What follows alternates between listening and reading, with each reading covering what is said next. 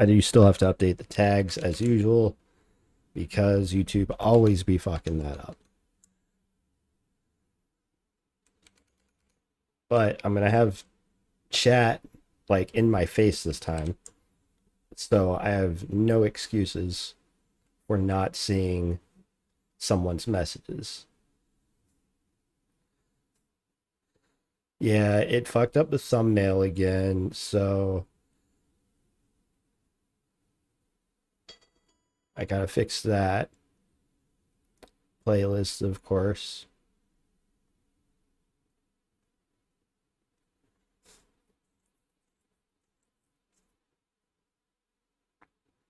Oh yeah, let me get some music going.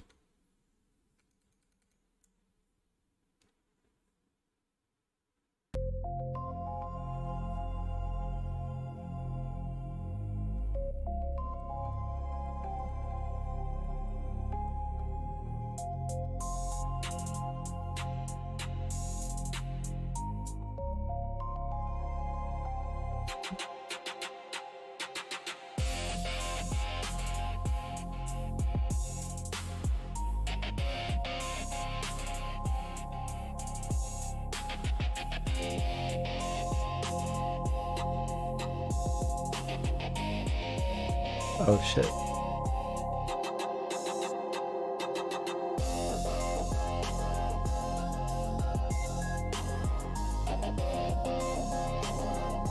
All right, there we go. We're all good there.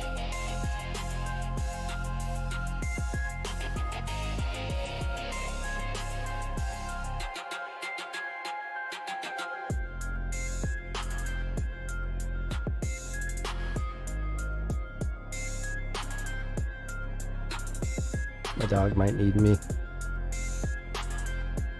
So before we get started, I'm going to go ahead and take care of her. But here's what's on the agenda for tonight.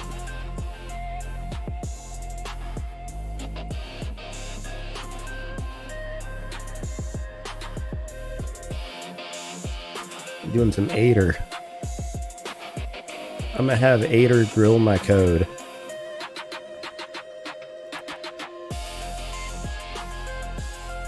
And I'm going to make some upgrades. I figured getting the AI to code for me may not be the best path forward.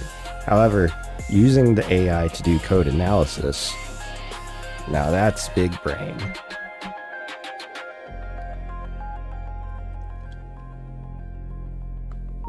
So I intend to re-architect some of the more primary components and logical pieces of the code base in order for it to make more sense and be more flexible, because while what I have works, it is certainly not coded in the most intelligent way. But that's what we're doing tonight. In the meantime, while I'm gone, check out my game.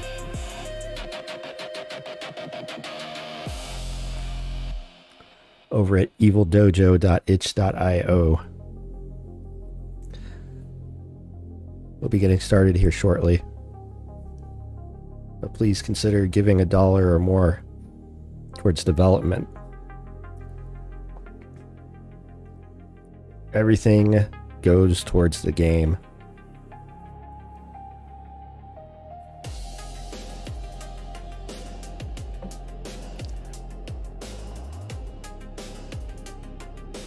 I'll be right back.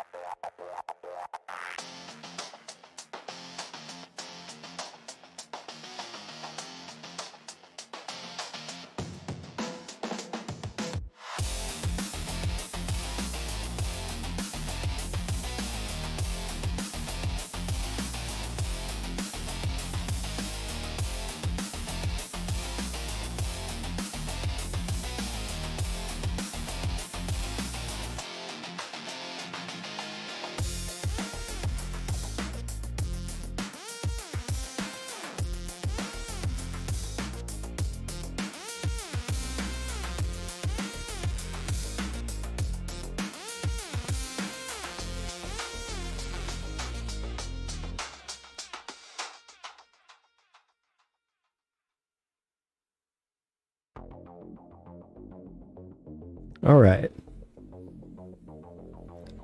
Time for some AI assisted code analysis. Our primary target tonight.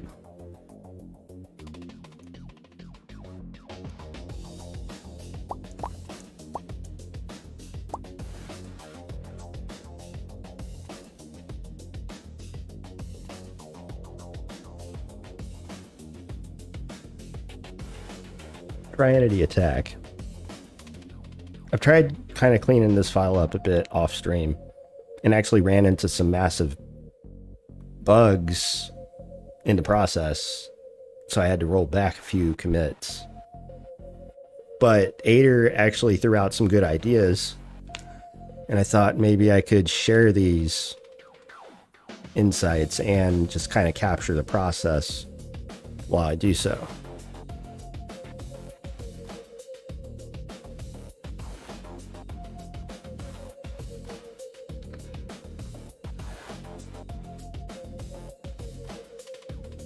So one of the things, oh yeah, let me pull the chats up. What's up, not an FBI honeypot?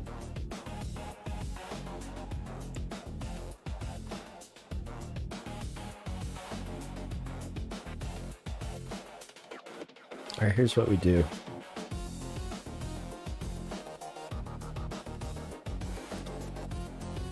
And actually, before I start Ader, I'm gonna go ahead and make one of the changes that was originally recommended, which was to unfuck this shit right here.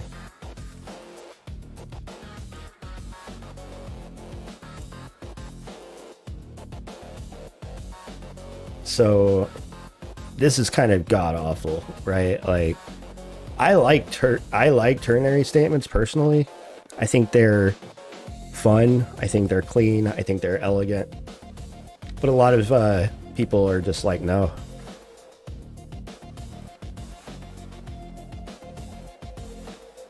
Even the AI was like, no. Why?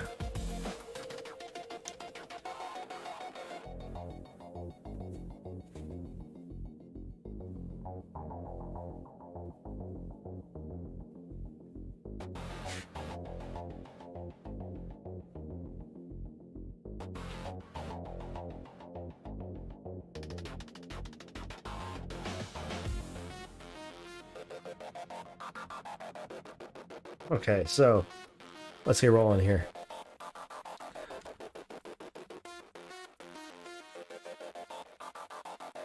The basic starter, let's add braces to these if statements, right? Already looking better. But next, let's kind of unwrap what's actually happening in here. If type equals entity player,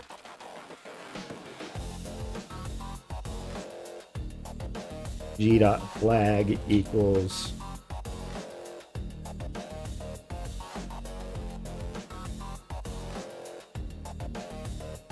game state flag player animation.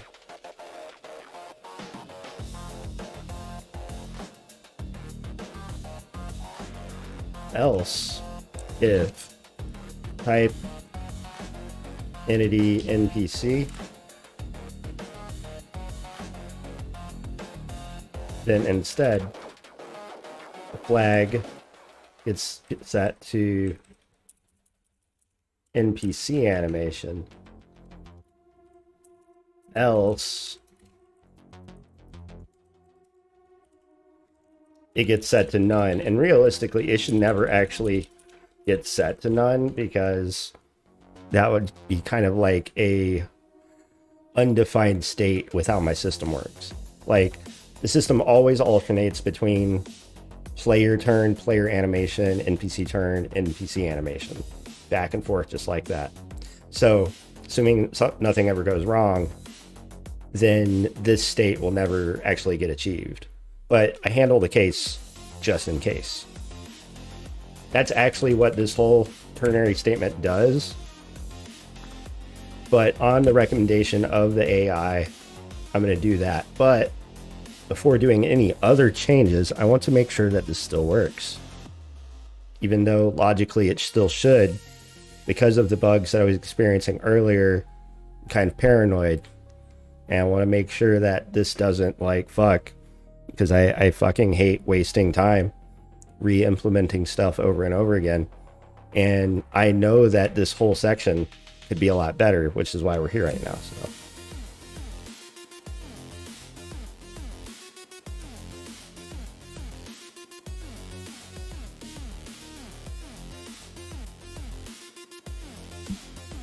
sound off and music off currently don't work, so ignore those. Okay, logic all still seems like it's there.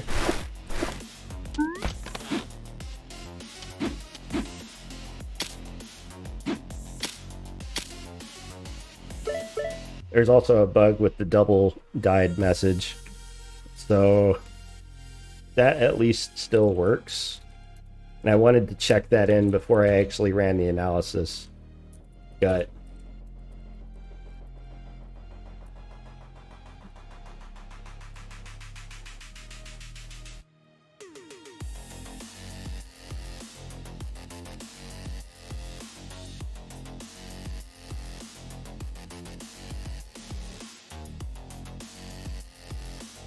So fun fact about C++, you can omit the braces for if statements that only contain one statement inside of it. Similarly, you can do something like this with for loops, as well as while loops. I don't know if there are any other structures that you can do that with. I think that's cool though.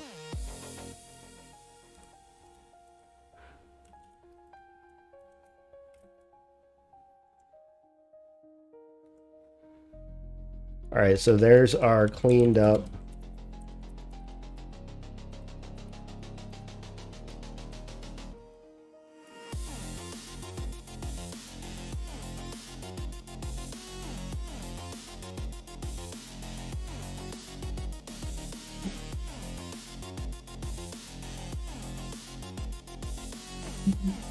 so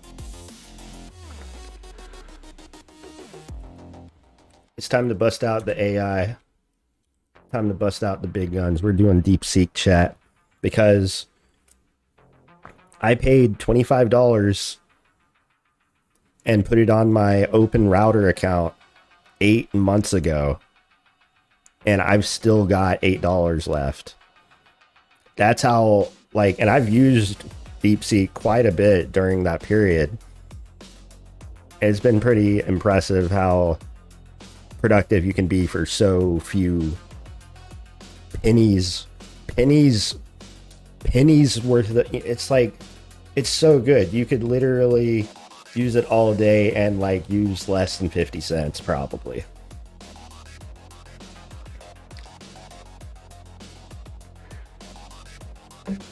For real, I think DeepSeek is heavily slept on.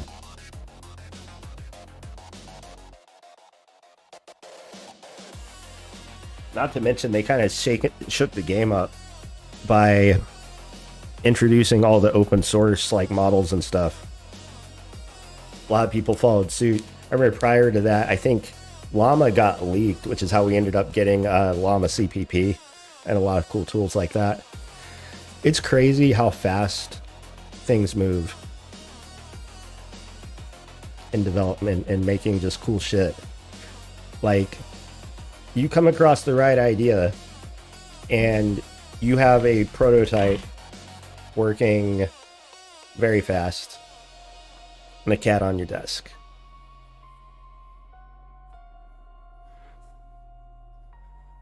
So we're going to add try attack to our conversation.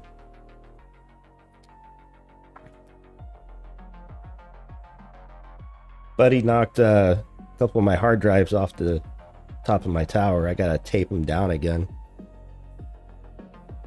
He's eyeballing my cables.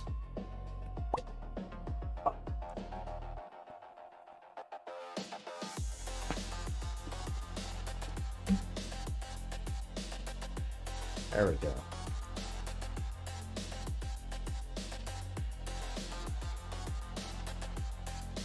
That's a good boy. I much prefer you up here. No, no, no, don't leave. No, don't leave. Don't leave. Oh, you're facing that direction. Just perch yourself, buddy.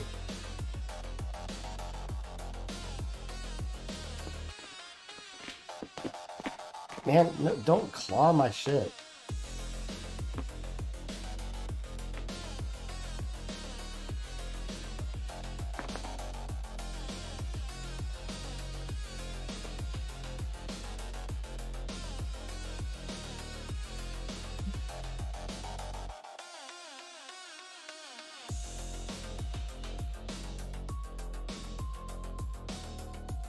He's in hunter mode. All right, we gotta talk to this AI. Be like, yo. First of all, if you /ask, could force it to operate in ask mode, which is different from code mode. Code mode will actually edit your files. You can always undo within Aider the most recent commit, but this is why I like to create a separate branch whenever I'm doing stuff like this.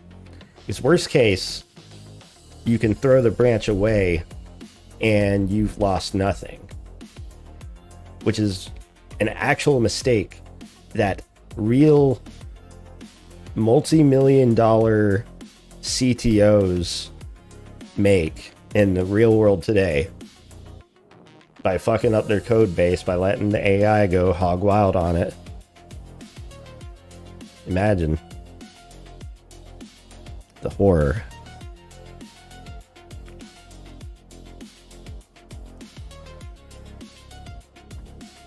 That's why you maintain good backups, practice good separation, good organization. You can avoid some of these problems. So specifically, what are we asking about pri-entity attack, right? Here's what I'd asked it earlier.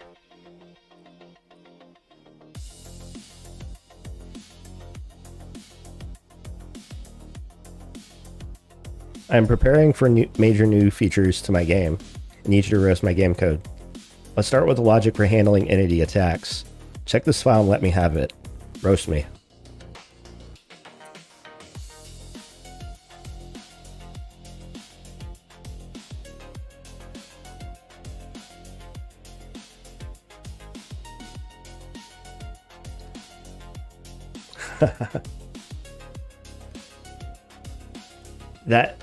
That analysis cost me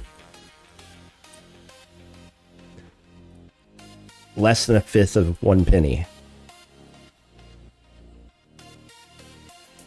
So let's take a look, see at what its thoughts are.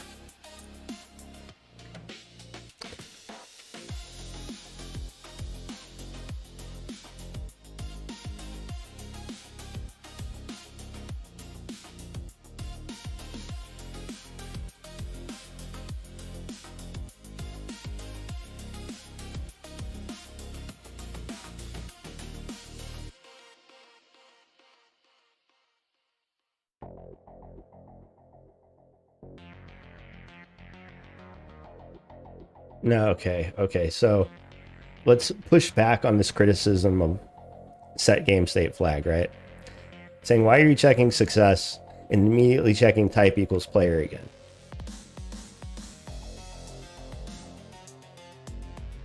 Well, for one, we don't know what the type of the entity was. Like, this is not strictly just for the player, because an NPC could call try attack.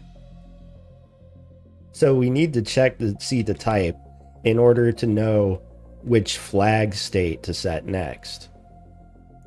If the type is neither player nor NPC, then this implies that some other entity type attempted to process an attack, which should be impossible. So This is not very great criticism here. But I undid the ternary stuff that it was complaining about earlier.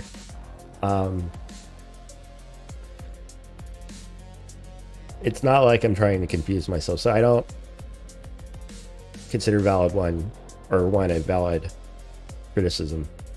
Process attack results is a spaghetti monster. You're calculating damage, before even checking if the attack was successful. Well, if the attack missed, you're wasting CPU cycles on unnecessary damage rolls.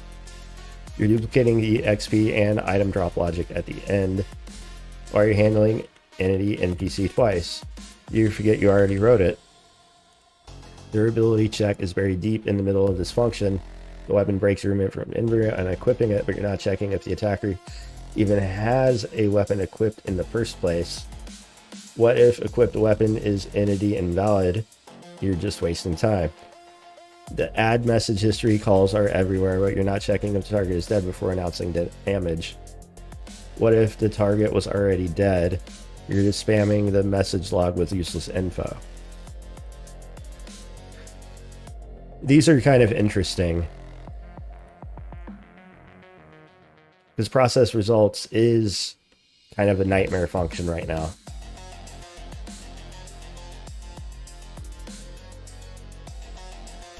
Process attack is also not great. Process attack entities, it had really interesting insights on.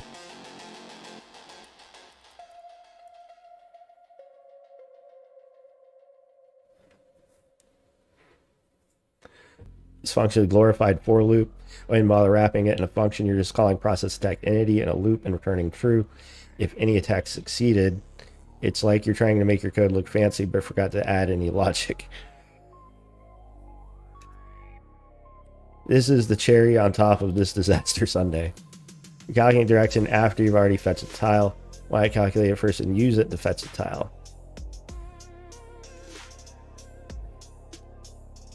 Let's take a look at that.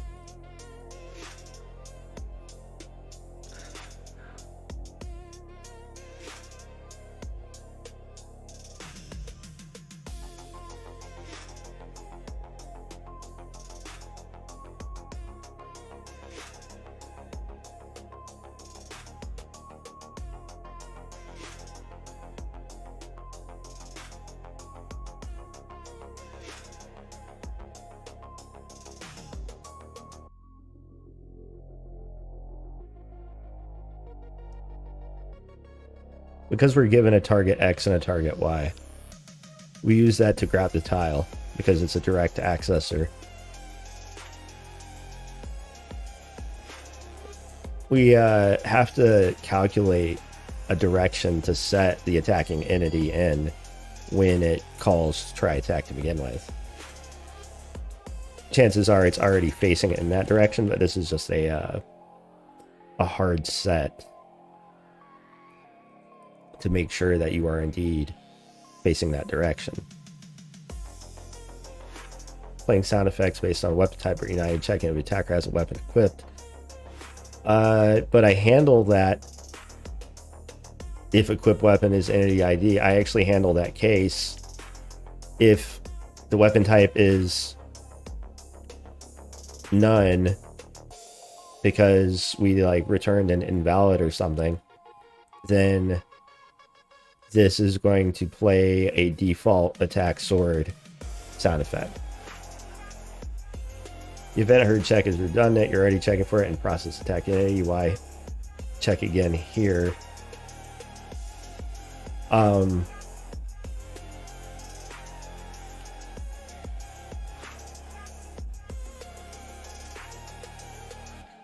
That's a valid point. We are calling it in more than one location.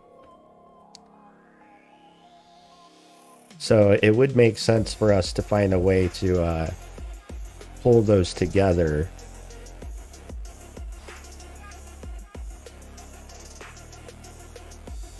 So I originally broke it up like this because it is a lot of code, but certainly the parts themselves could be broken down further.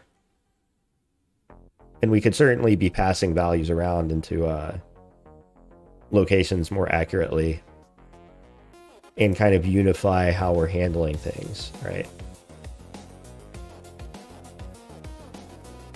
The set game state flag for attack animation call at the end is pointless. You're already setting the flag. Process attack entity. Are we?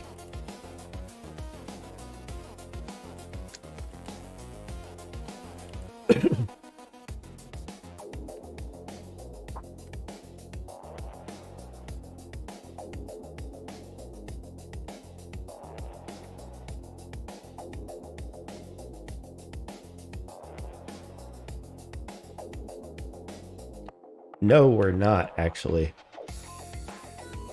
See, this would be a case where it's like, what the fuck are you talking about?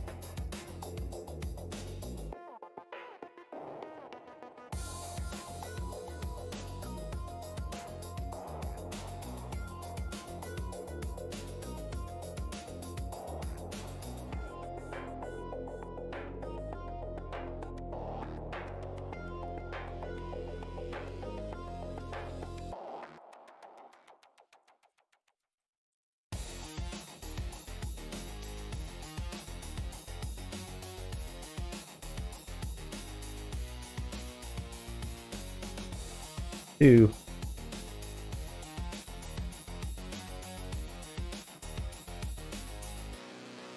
This function is indeed one I need to break down and clean up.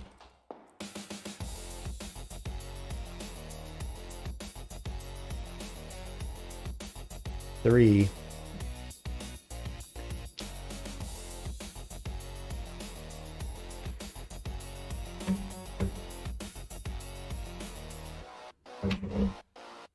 Yeah, of course we're checking. Of course we're checking if it's dead.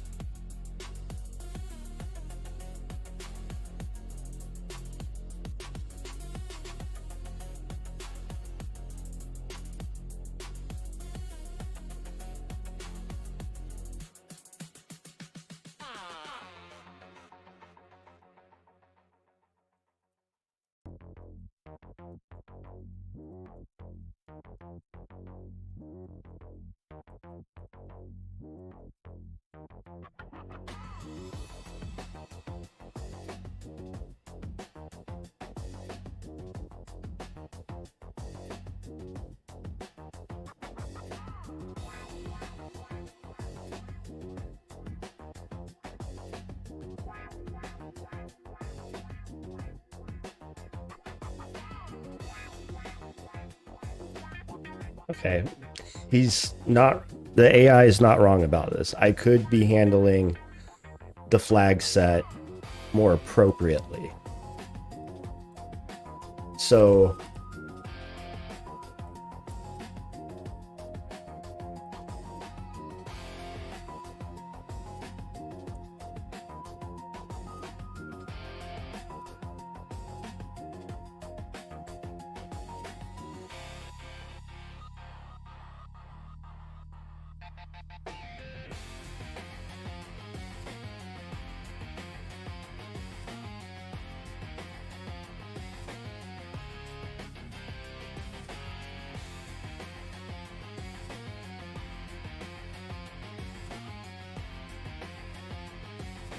okay.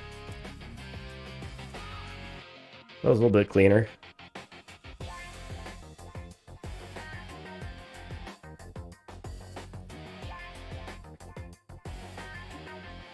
Checking entity type versus dead state. Fair point. Player side of that trait. Color shield light is still a mess. Yeah. Okay. We'll get around to that.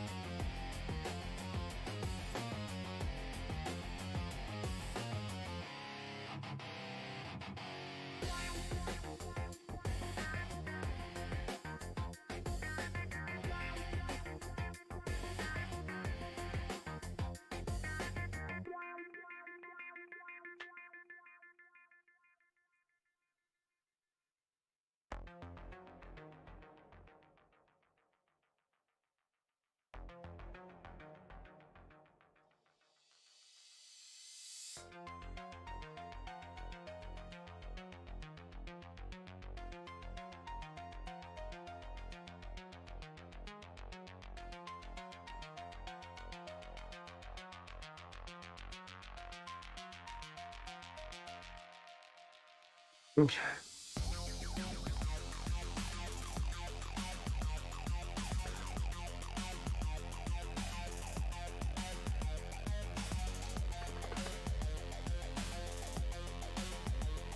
Yeah, this is the idea that we were originally going for in a previous analysis session. Was we could try to cache the NPC on the tile itself. So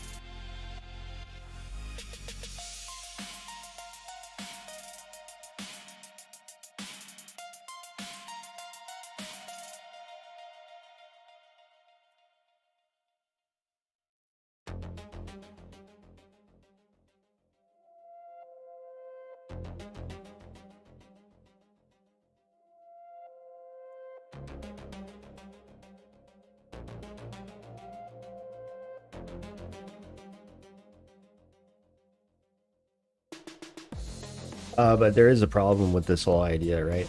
Like, we have to make sure, just to verify,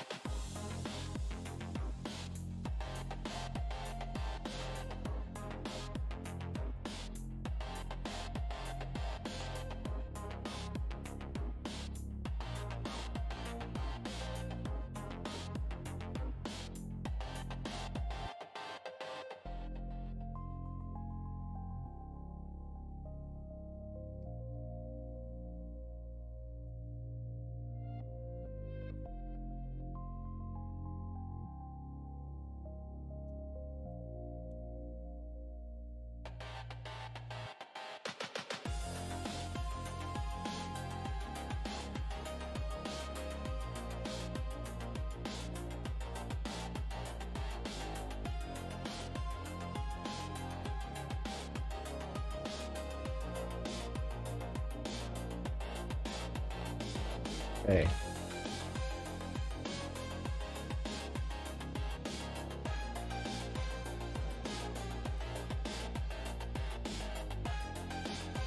what were the changes that we just made anyway?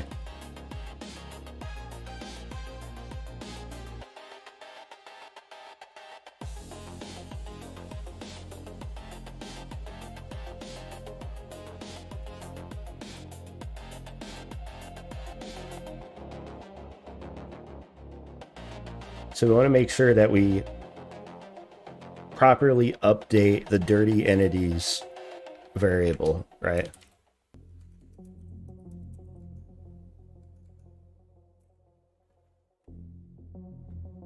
Dirty entities.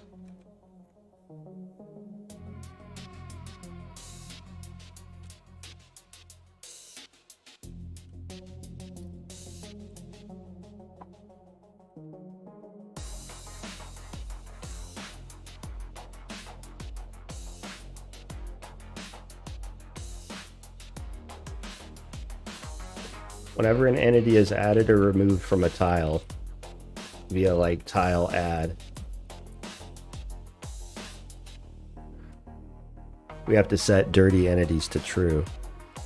Similarly, whenever we remove an entity, we also have to set dirty entities.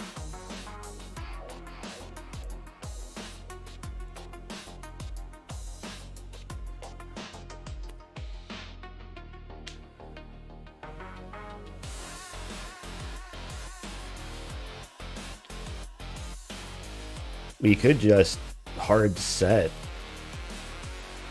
But, oh, the problem here is that we don't know what type of entity it is. That's why we have to use the cache. This tile add is totally agnostic to like entity type.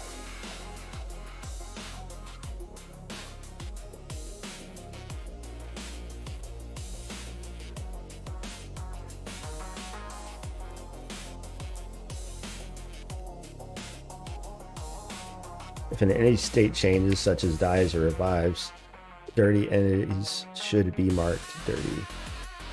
True.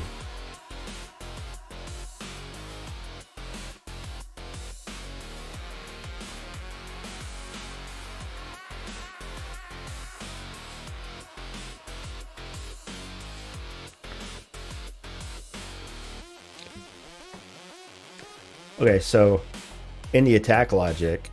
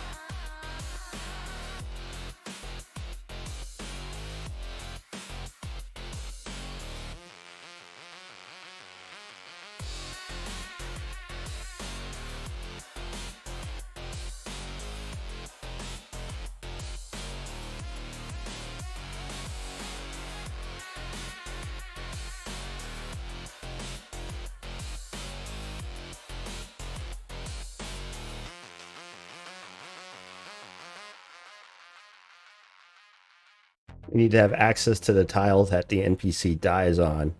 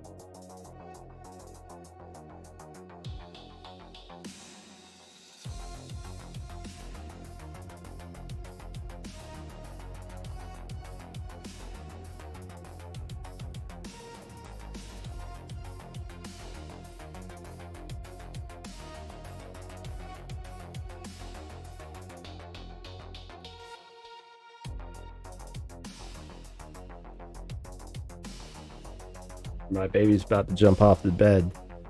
Go check my game out.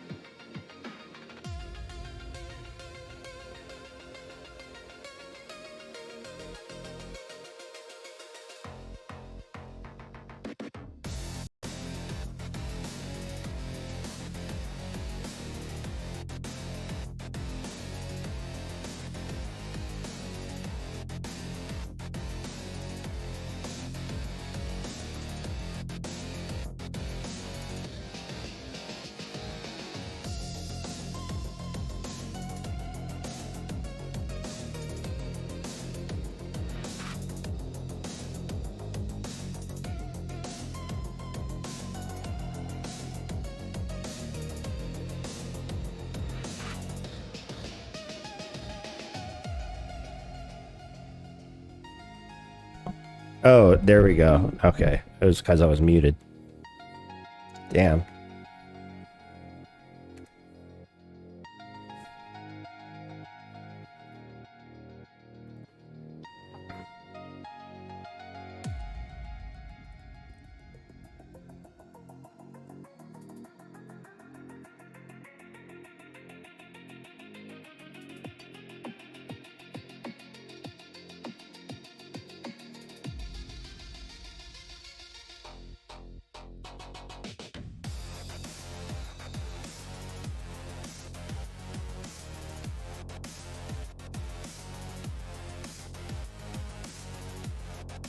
So I could do something like this, where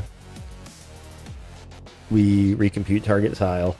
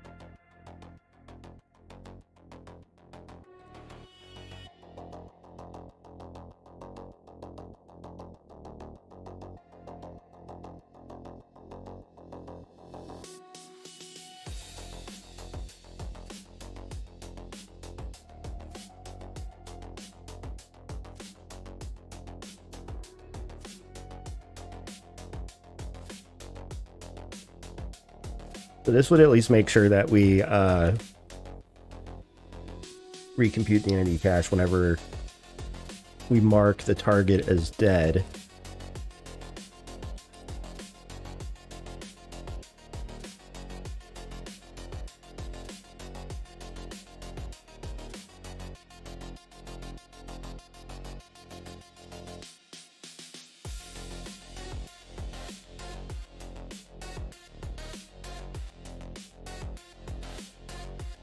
We'll need to add in proper checks for NPC as live NPC or tile as live NPCs.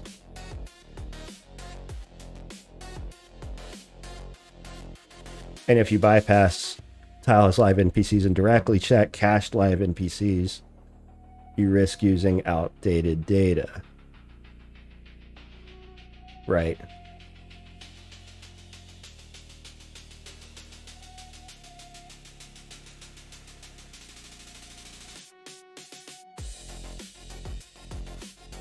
So let's see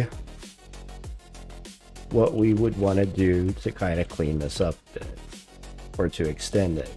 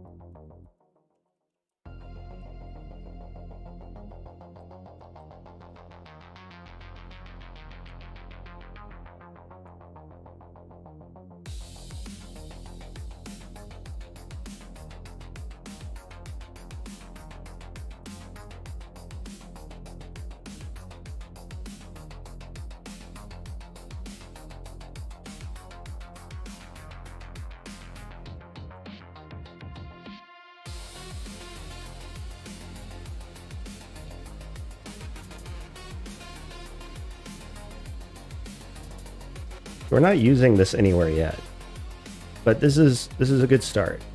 So now we have a cached NPC variable that we're going to be tracking. So whenever an entity moves onto or off of a tile or dies on a tile, we will update this so that the tile has the correct entity ID in it, which will make fixing some, or like, you know, like doing the attack logic a bit more clean. I'm gonna go grab my curry.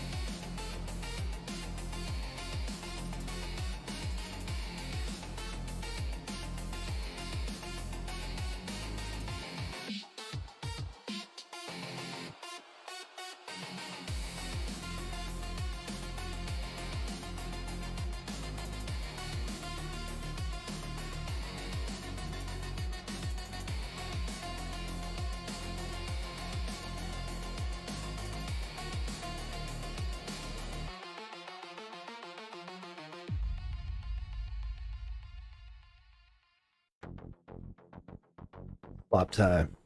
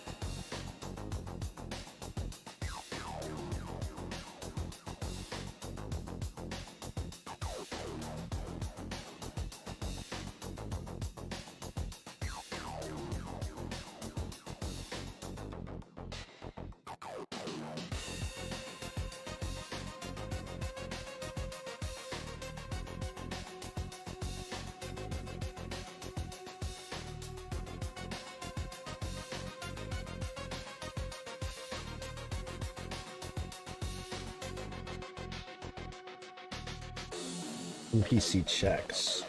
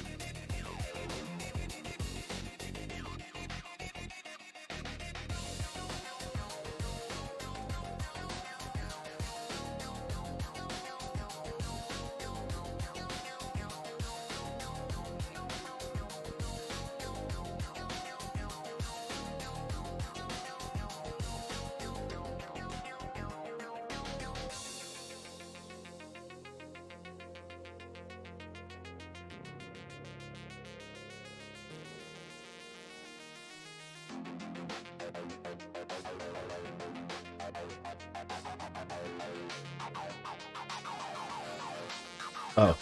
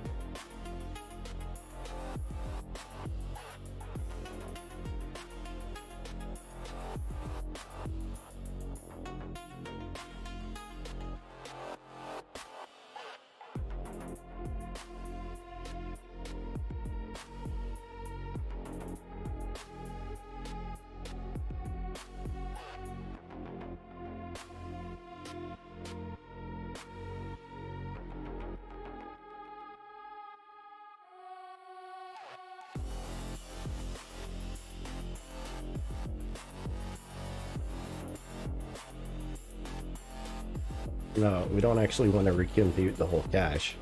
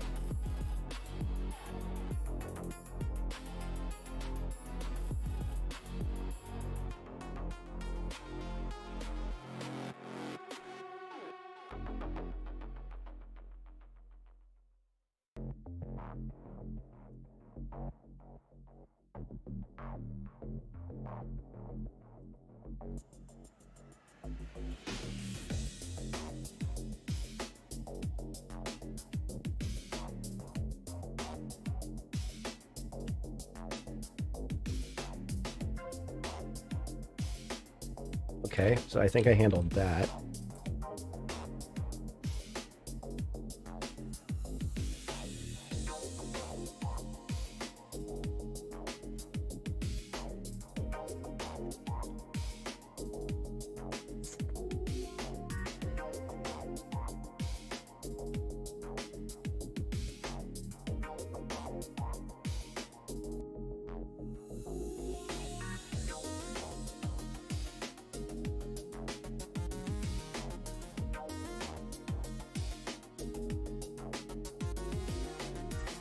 Okay.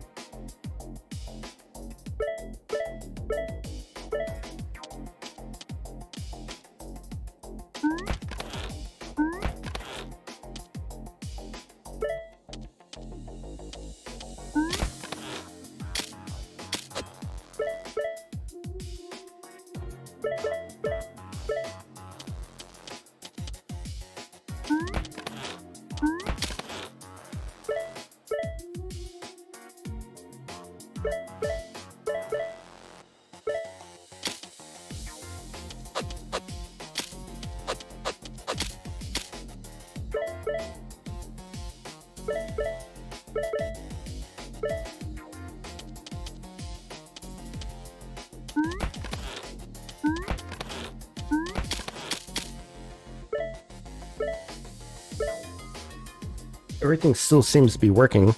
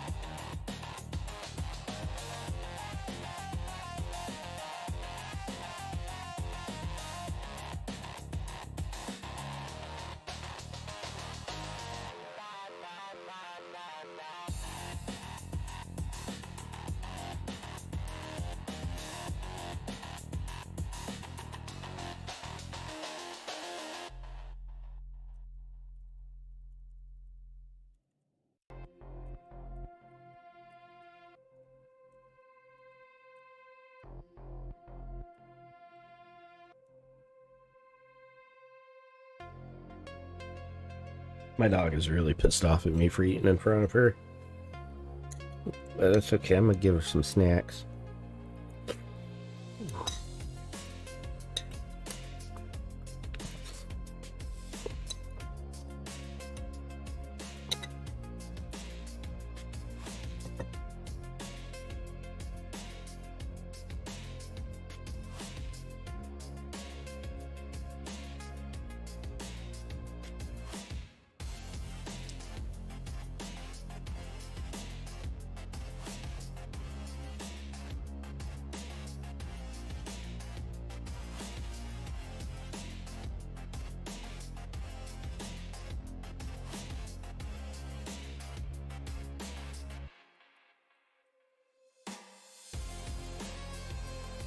Uh-oh. One of my asserts needs to be updated.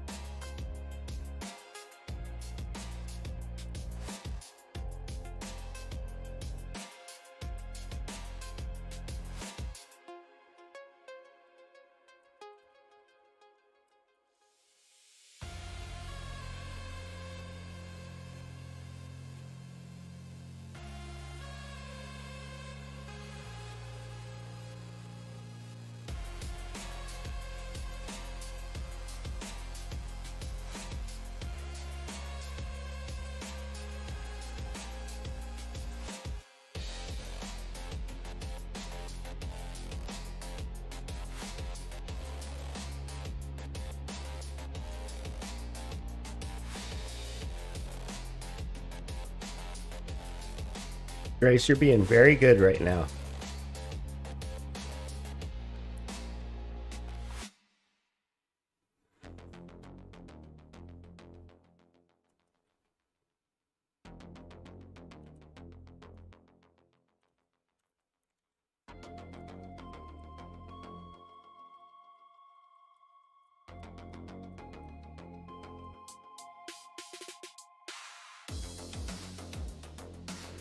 All right, so the next major facelift here is now that we have this cached in NPC, hopefully,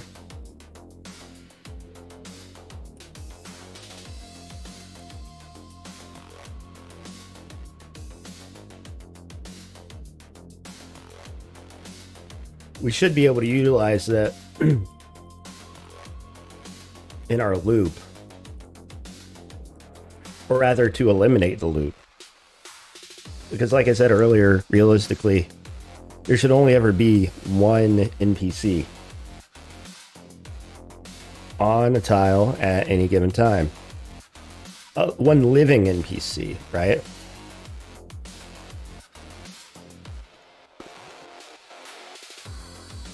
So, assuming that there is a living NPC, and assuming that ID is correctly updated on the tile, we can just grab that ID. Rather than having to loop through every single entity on the tile until we actually hit an NPC, we can just directly hit the NPC.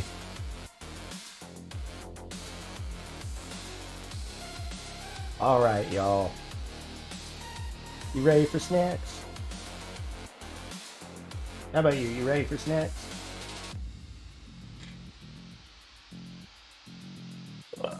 This guy's ready for snacks.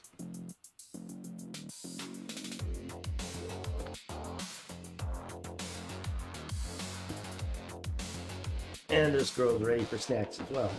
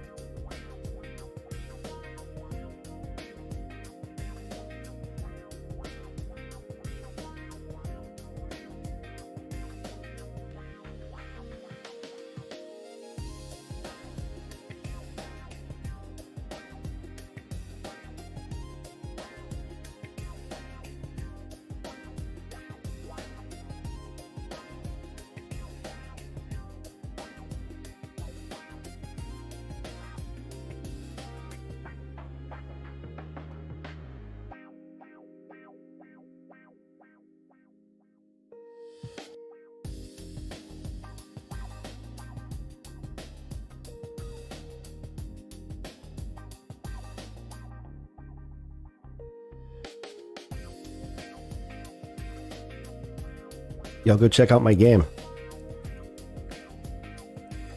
Doing some AI-based code overhaul right now.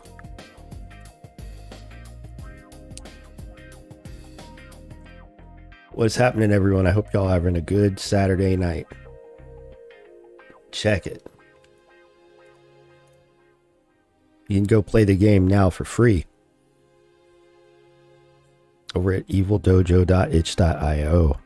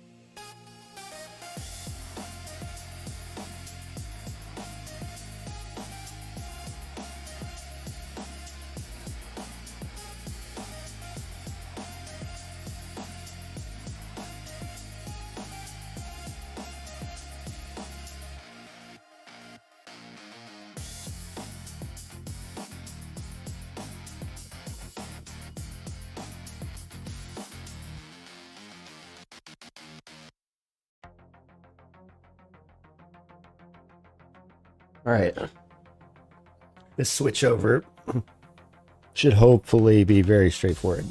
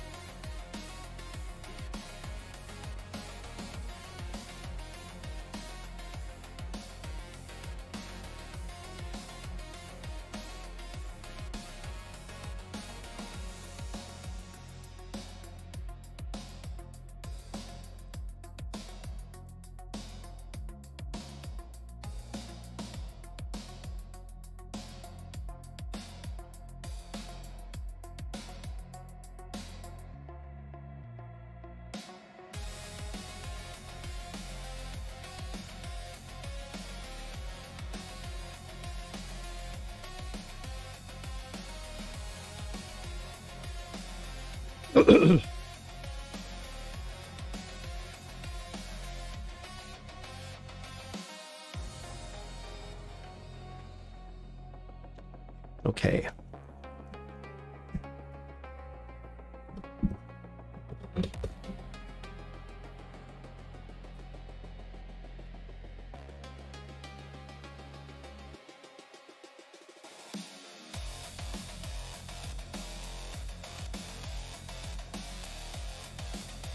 So if this works, attack will still function exactly as it did before, just with this performance optimization.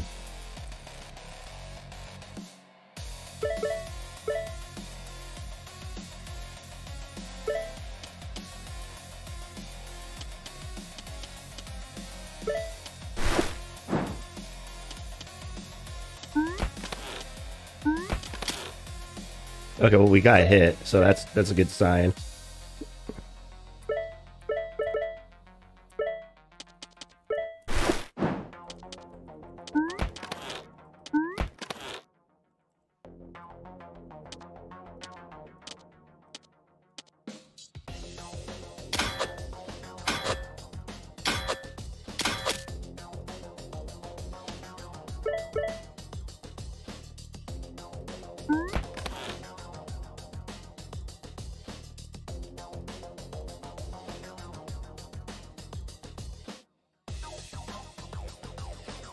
And I just realized we could actually have a cache for every entity type.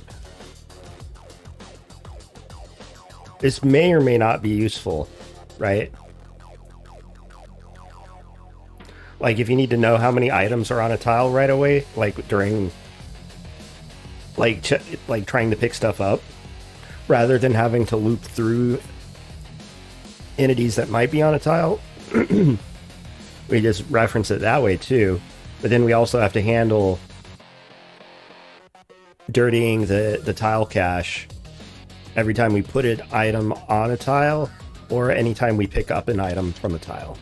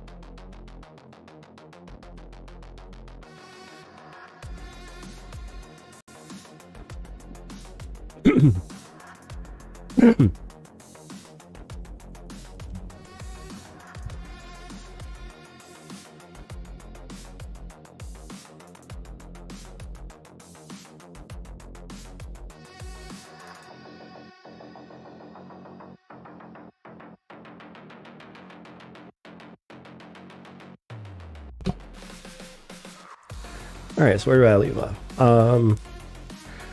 All right, we're adding item cache to dungeon tile.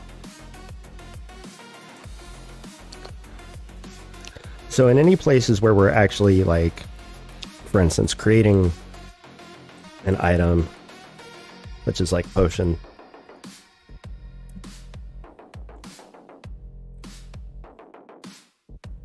we actually call add at, which will call tile add, which will dirty the cache. Similarly, we dirty the cache on empty. So whenever we're like adding an item to the tile or adding an item, removing it, we mark the cache as dirty.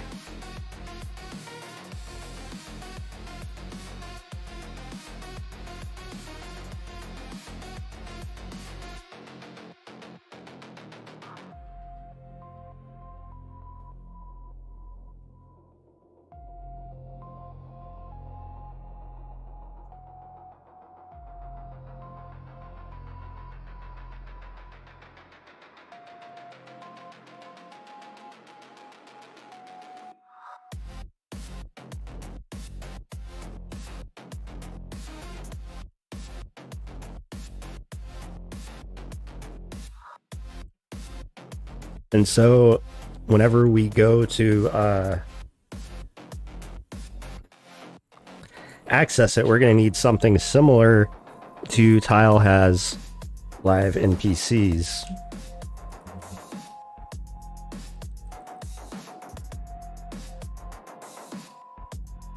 Tile NPC living count's not the correct way to do this.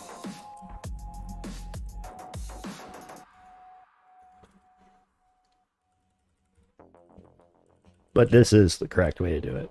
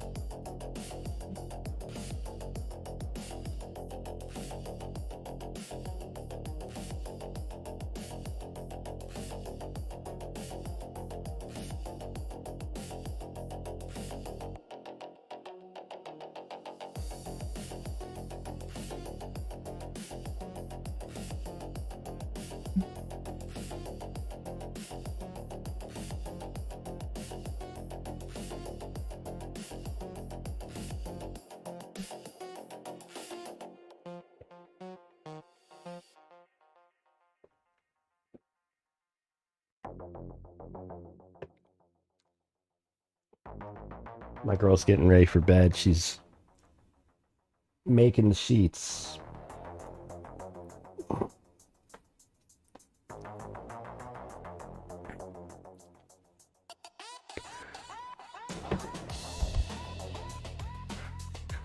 Got an itchy nose. Fuck.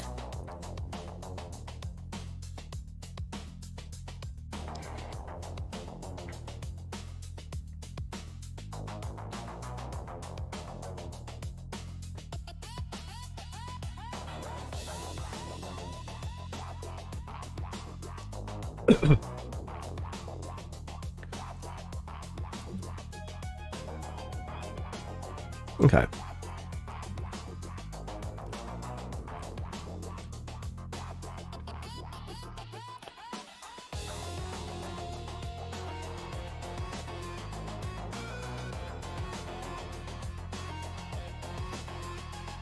So similar to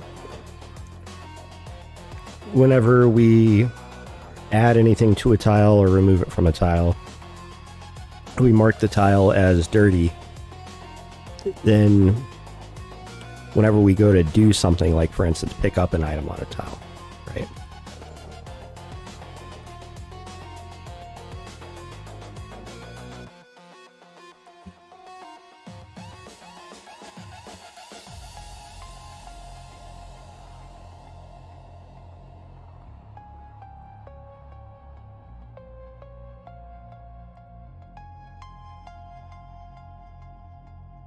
Instead of having to do this big loop,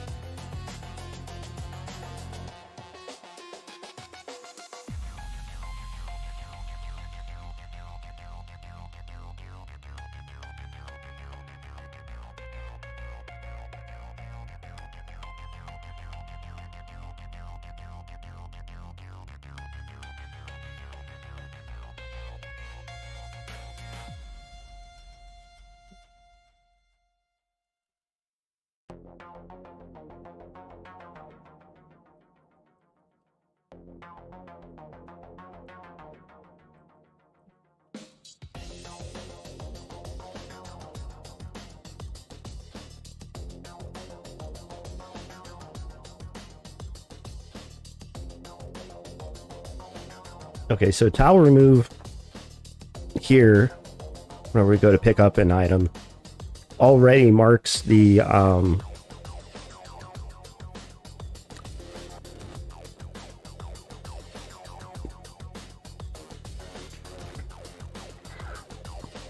as dirty.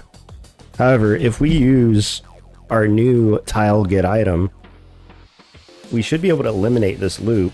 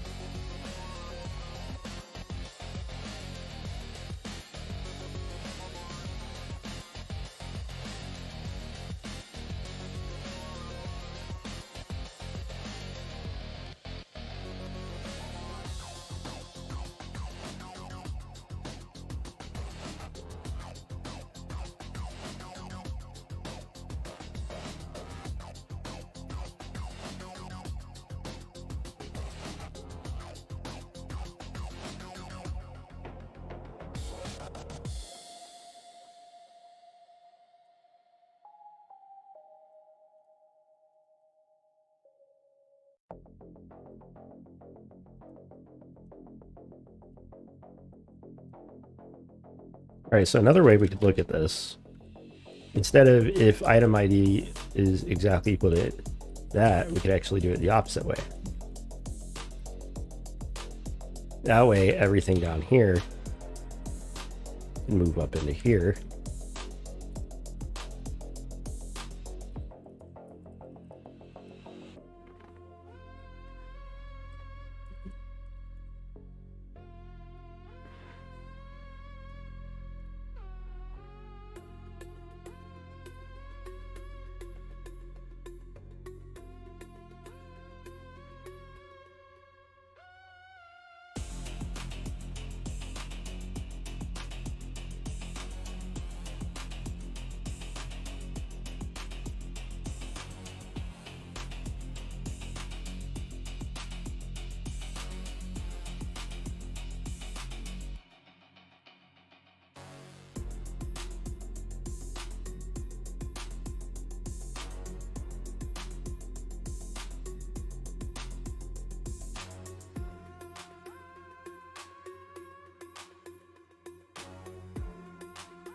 Great.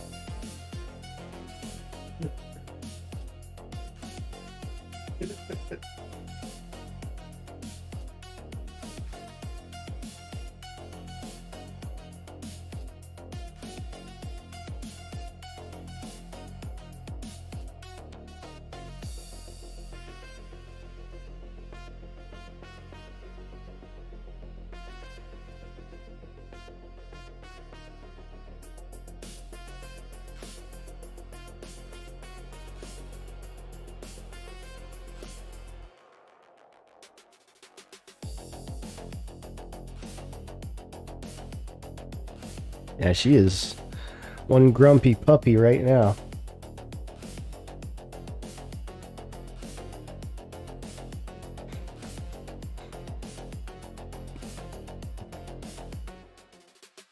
Yeah, it's kind of messed up, but I laugh when she's this upset.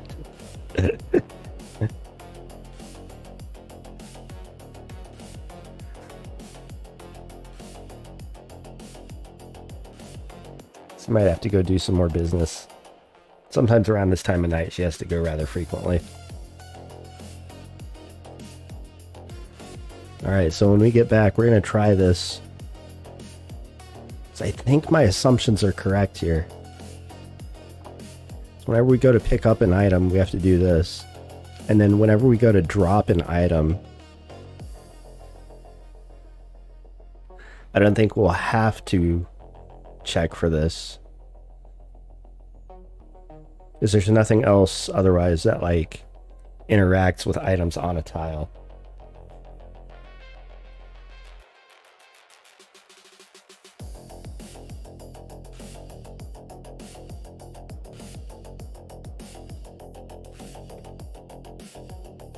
Alright.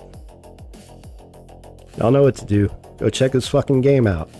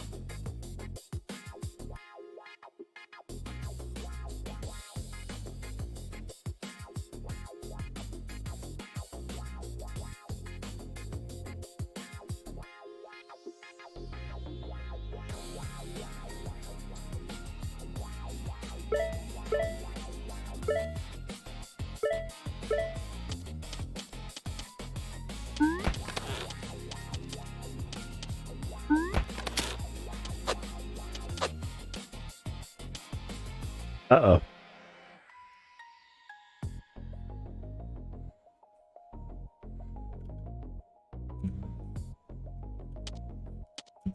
It's just straight up not recognizing my input now.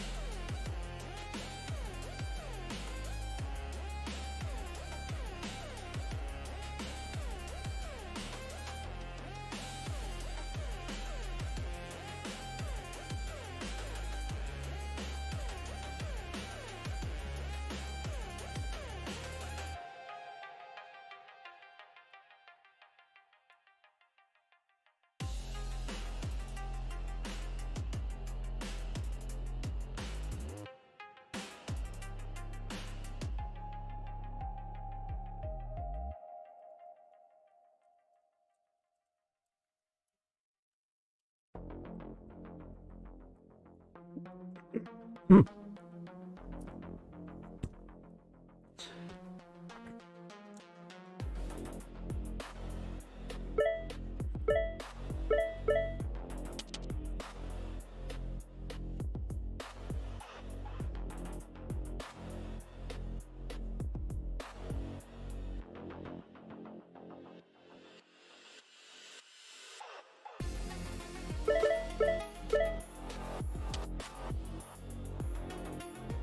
Need to kill some of these error messages. 32, 67.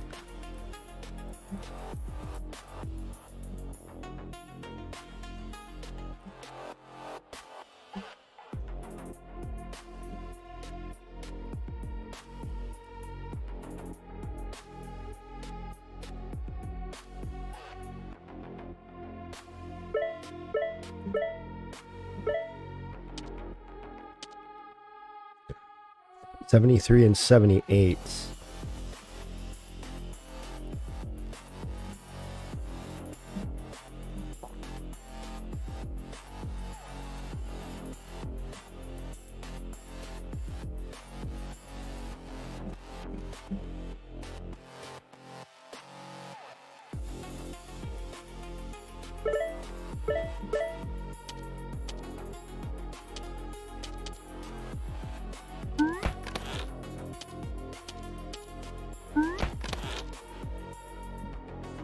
No item cached.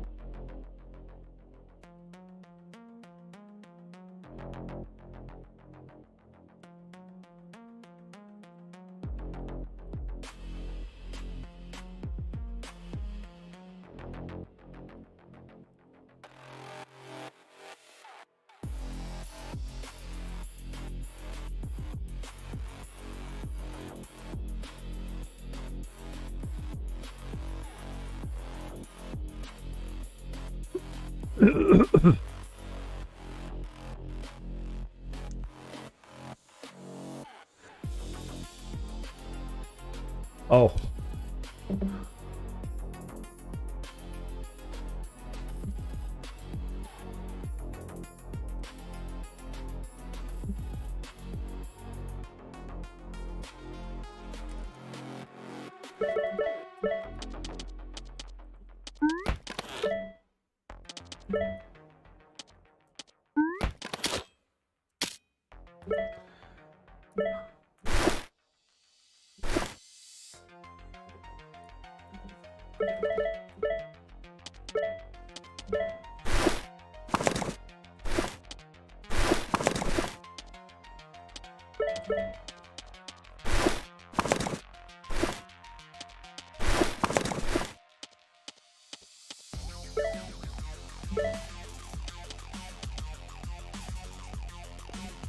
Okay, that system works now too.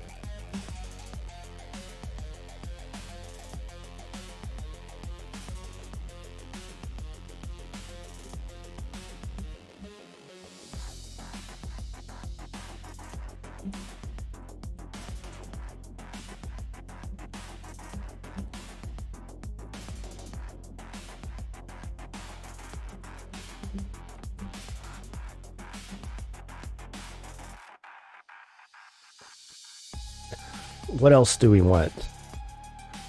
We could also do doors. We can, in fact, add a cache for every single entity type. Items, boxes, doors, even spells, but I think spells we would hold off on. However, having done NPC and item tonight, that's a pretty good checkpoint.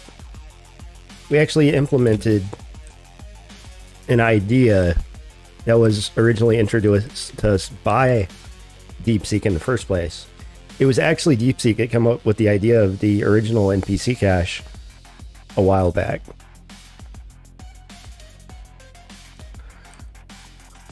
So we managed to greatly clean up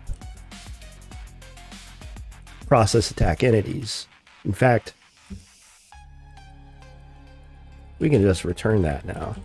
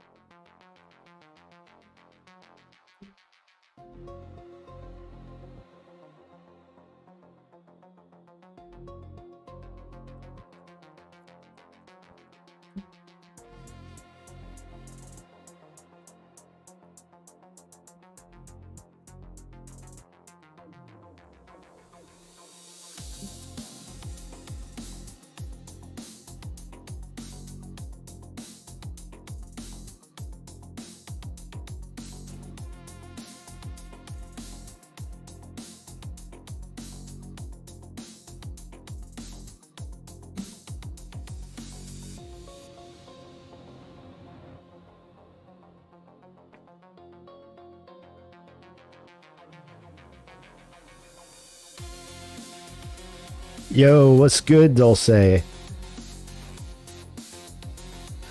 What memory allocation strategy for your game?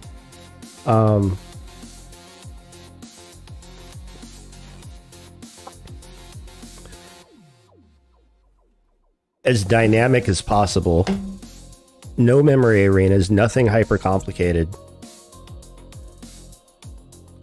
All the graphics are loaded and persist in memory constantly because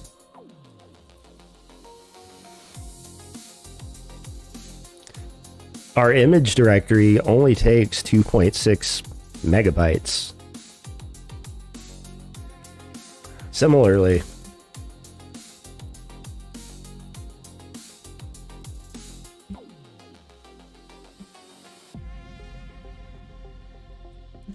we got 473 graphics loaded in the game at the moment.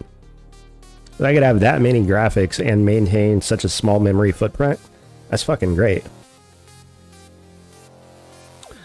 Further, the only other data structure that uses any sort of significant memory is my component table. Component table is a map of maps. It is a unordered map with a custom key that corresponds to a particular data type. Those data types are customly defined in component traits. For every component, we define a structure like this, where we first declare an empty struct with the name of our component. Next, we declare a component traits struct that corresponds to a template. That template corresponds to this empty struct that we just created. In that, we are able to alias a type, and that way we can alias a special name for every single component type. This is important because without this, you run into type conflict. So without it, you could only have like one map for a particular data type. But using the aliases, you can have as many entity ID to int maps as you want. And you can even use other data types besides int. So like level is integer, name is string, entity type is entity type T, race is race type T, location is a vec3, right move is a rectangle, dead is boolean, updates boolean, directions boolean, attacking, blah blah blah. Lots of booleans. And all of this does not take up a lot of memory at all. So like I try to, because I used to do manual memory allocation, but I'm trying to keep this as like dynamic and flexible as possible. Originally I was using a lot of shared pointers, but I've since converted over to using just like straight references, because having like everything in memory is really not that expensive.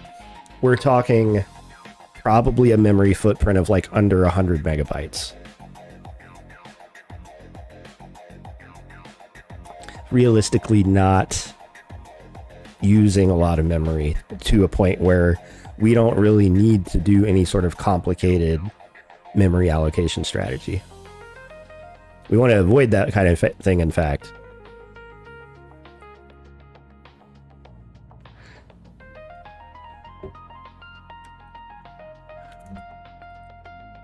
I hope that answers your question. So let's build everything again, make sure it's all good.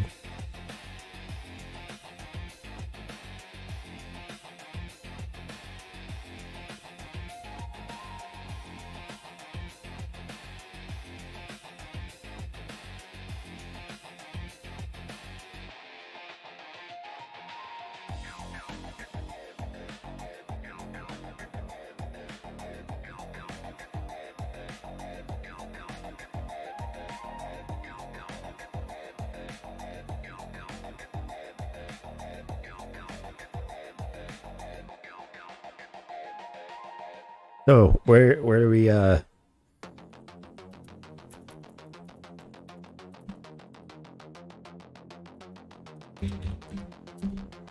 right, we're sitting at 7,900, sorry, 7,091 lines of code. It's not bad. We're under 8, so that's great.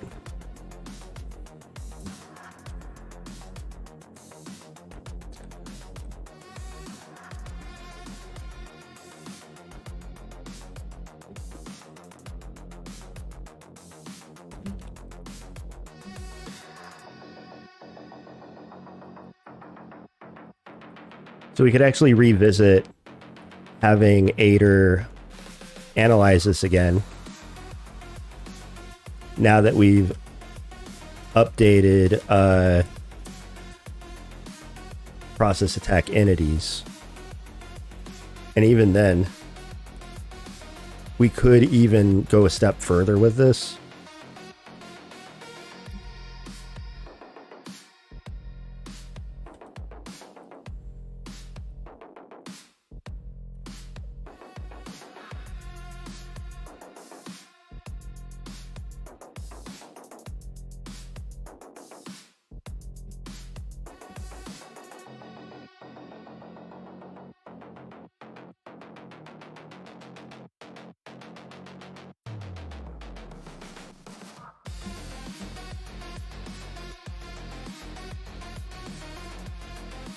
And this would have the same effect. In fact, we would no longer need this.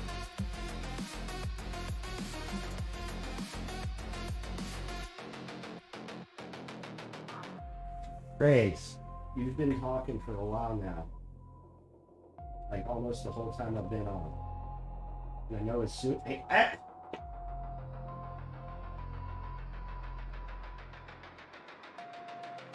No.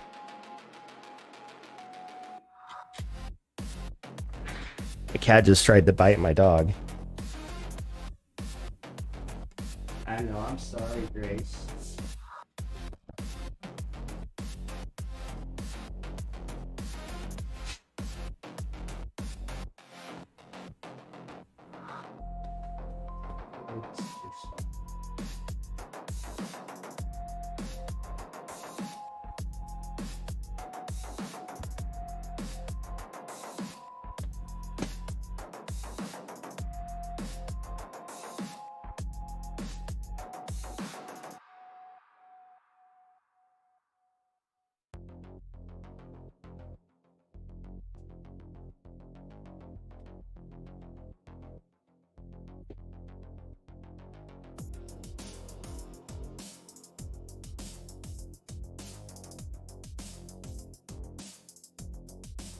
She is just out of control right now. I don't know what's going on with her. She probably wants me to get off stream soon.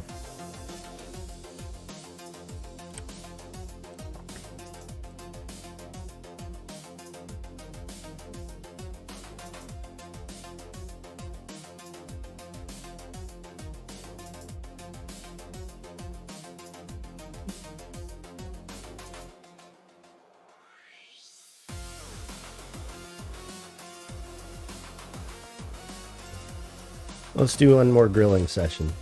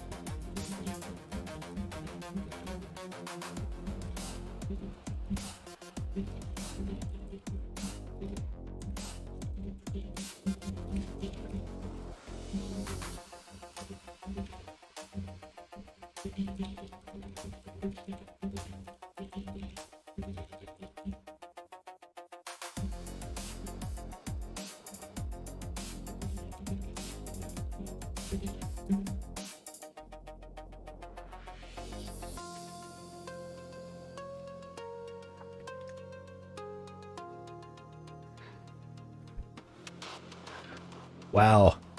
Brutal. Brutal. It's too much to go through. Holy shit.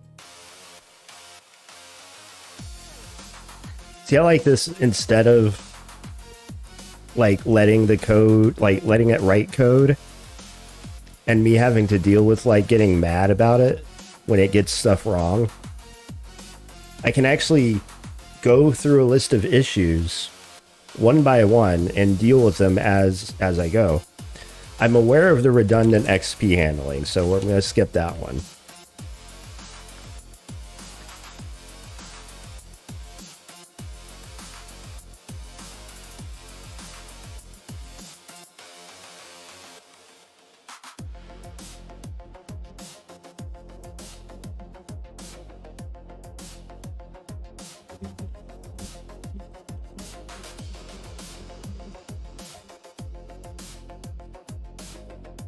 Magic numbers and damage calculation. The damage range is fetched as a fallback.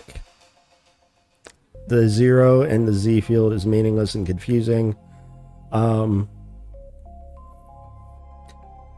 2.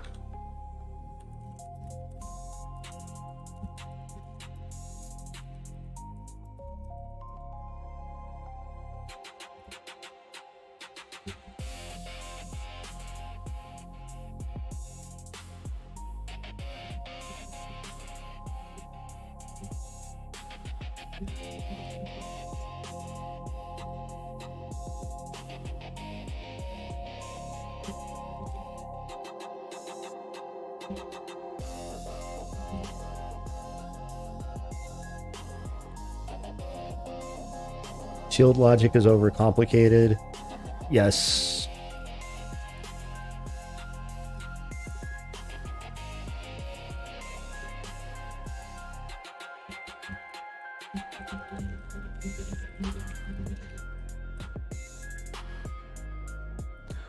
Hard-coded sound effects.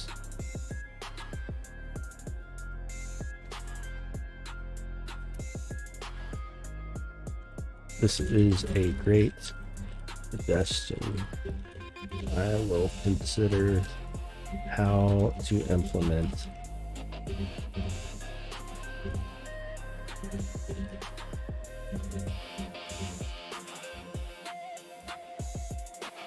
No validation for weapon durability. When decrementing durability is no checker.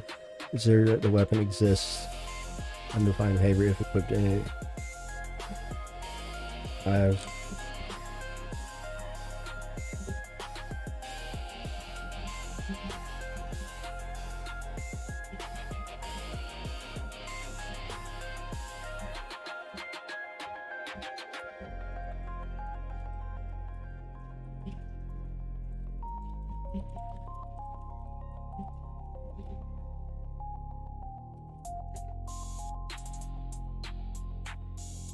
Attack roll logic is fragmented.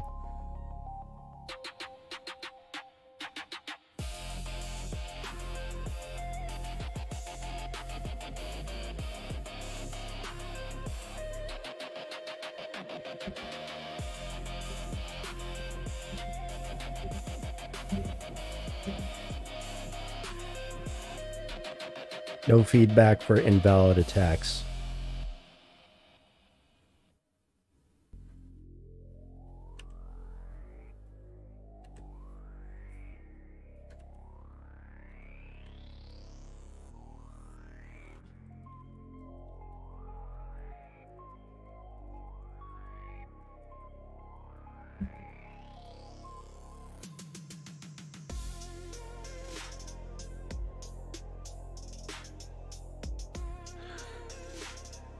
The tile entity cache is manually updated when an entity dies. This error prompt can lead to stale cache data.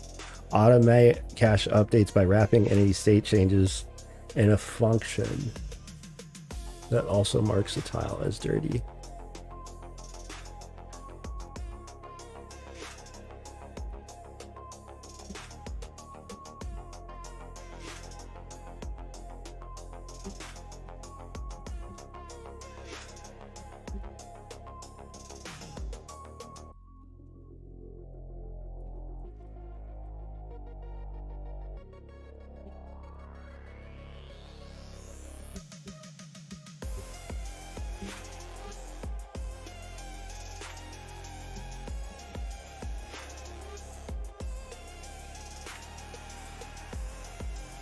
No separation of concerns.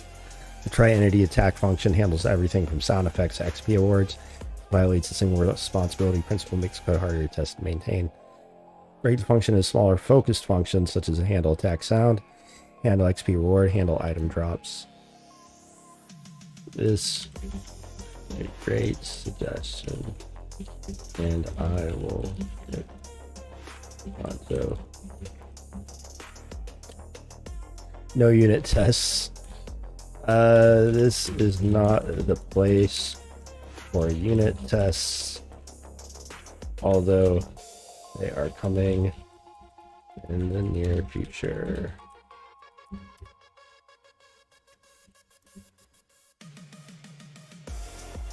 Hard-coded block chance.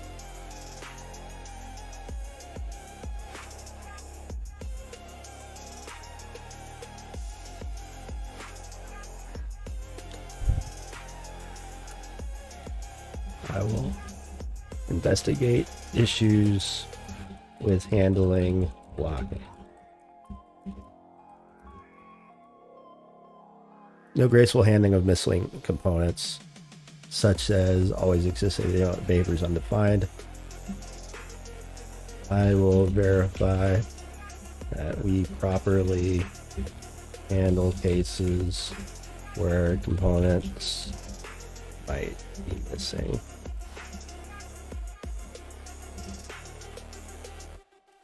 Attack direction logic is buried. It's buried inside try entity attack.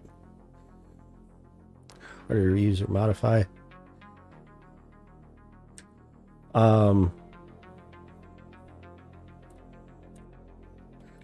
This is false. Straight up got one wrong.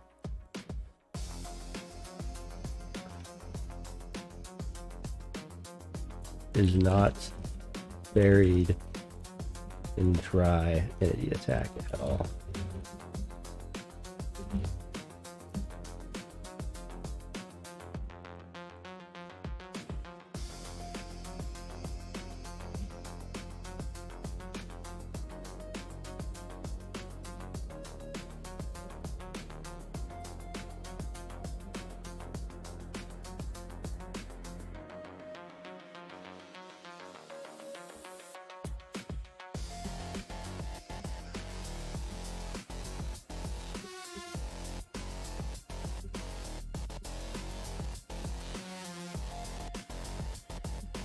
Nice try, jackass.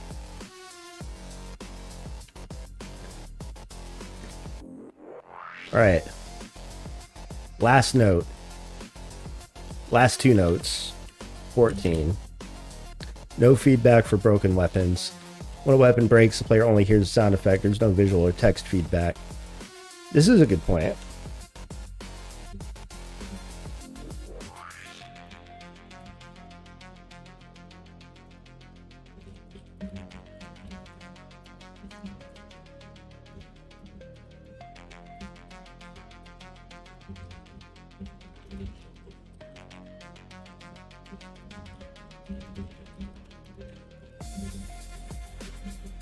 And last one, 15.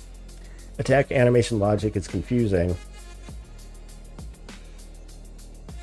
To not success seems redundant.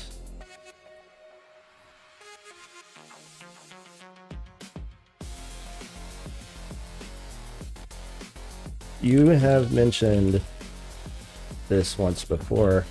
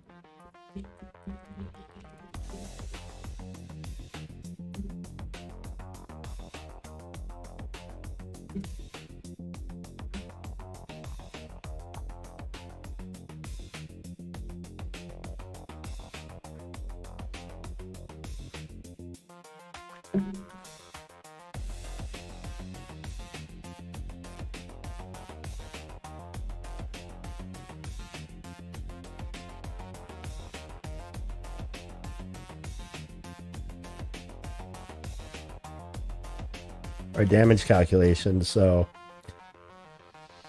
not immediately obvious. Consider adding a comment or a helper function to make it clear what each component represents.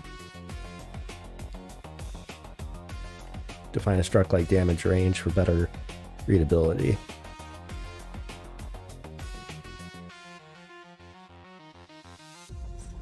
Okay.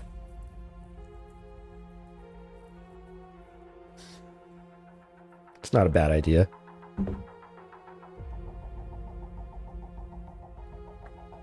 Just wanted to reuse the vector, but whatever. All I'm really talking about with that one is this is my vec3 struct, literally just an X, Y, and a Z.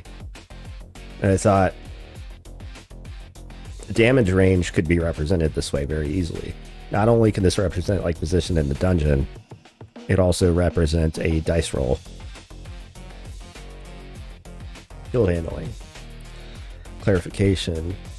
Shield logic is indeed messy. Simplify it by handling shield check once, branching based on the result. But the whole point with the shield is, like, if you have a shield, not only is there a chance that the attack could miss you, but like the way I'm handling AC, like shield doesn't immediately give you a bonus to AC. Maybe it should. Maybe we should remove block like that entirely, but I wanted to be able to separate out like the fact that you can attack, right? Someone can try to attack an NPC. The NPC can be like have shield or not have shield. And if it doesn't have a shield, then there's a chance that the attack could hit or miss. But if you do have a shield, then not only is there a chance that the attack could hit, but you could also miss and you could also block. Like, you know, in other words, deflect the attack. So that's a thing, right? And so this is something that like I keep in the back of my mind every single time DeepSeek has something to say about it, because it's probably missing that somehow. It thinks like if you have a shield and the block succeeds, then we have to block right away. But then like attack still has to process. So when the attack rolls, right? Like if the attack hits, then there's a chance to block. So we have to go through and map that out. Sound effect suggestion. So they're talking about using a map to the individual sound effects, which is interesting. But the thing is, the sound effect that plays is not strictly upon the weapon type. It's kind of on this juxtaposition of like both the weapon type as well as the type of the entity that you attacked. So naturally, if also, not to mention whether or not they have armor, whether or not you actually hit a shield, and all that sort of stuff. Attack feedback. Attack feedback or failed attacks is a great idea. Use add message history to inform why an attack failed. Okay.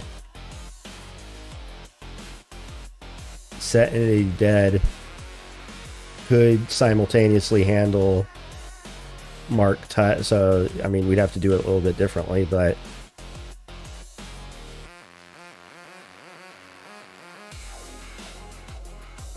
this is kind of a good idea, actually.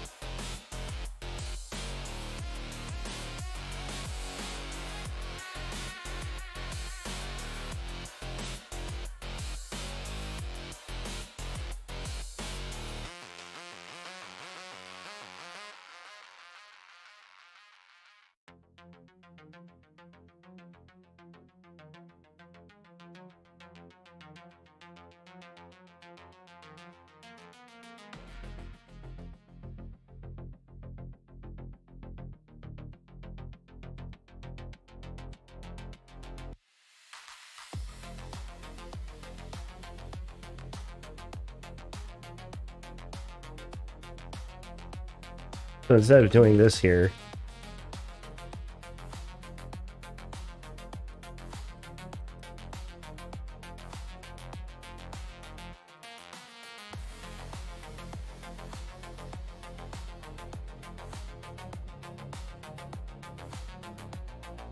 you could do that.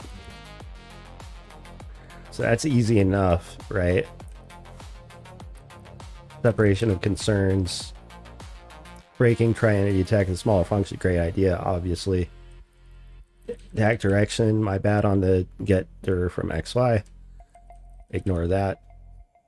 Broken weapon feedback, yeah, we could add that message.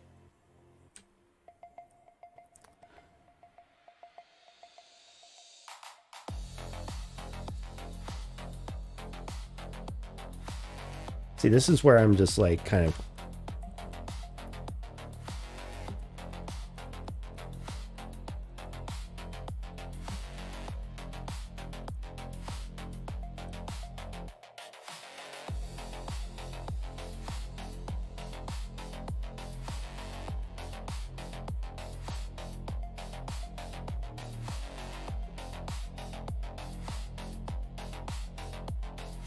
here we go.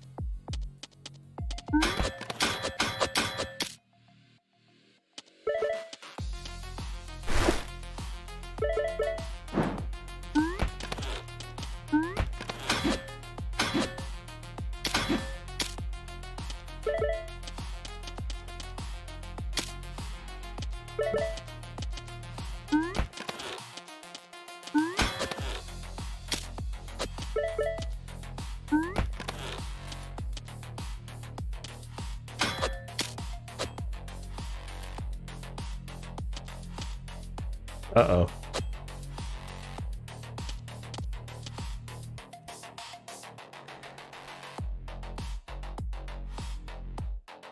Something happened here. I can't walk onto that tile.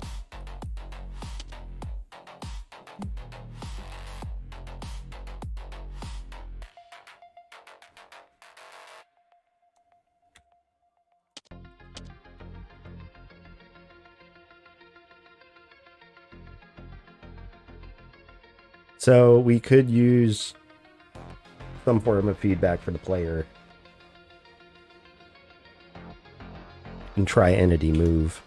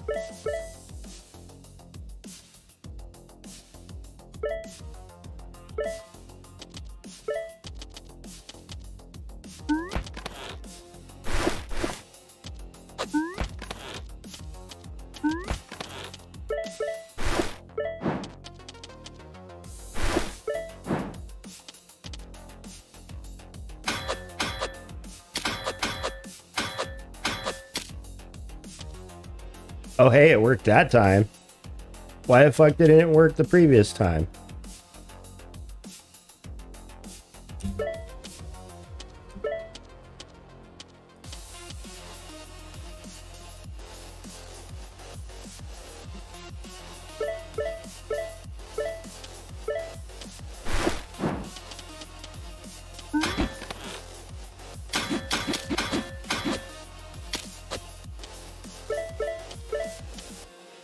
Okay, I don't know what the fuck happened there then. Maybe I didn't build it again.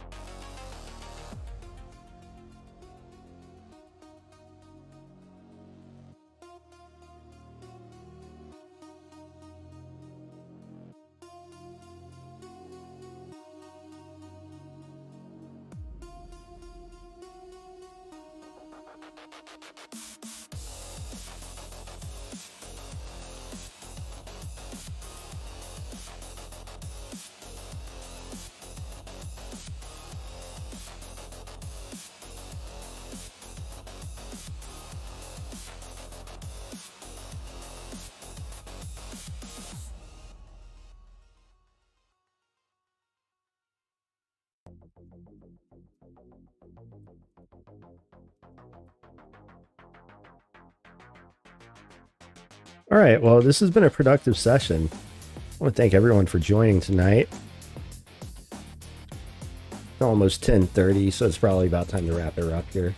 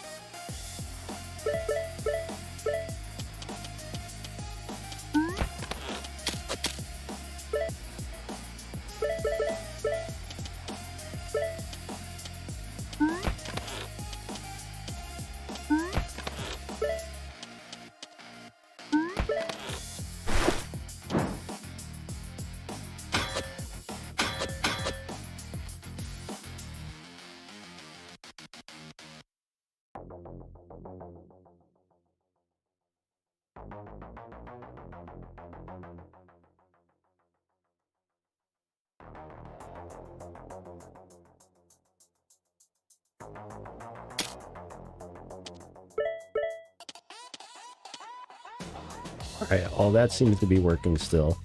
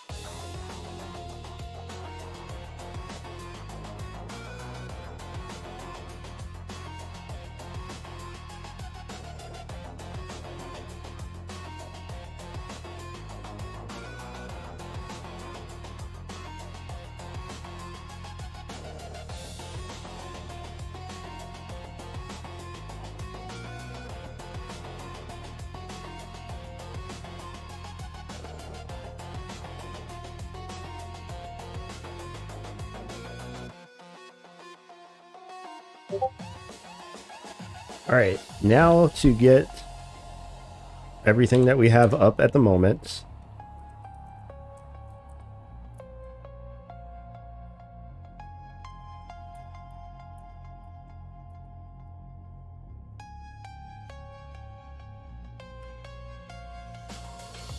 Up onto the web.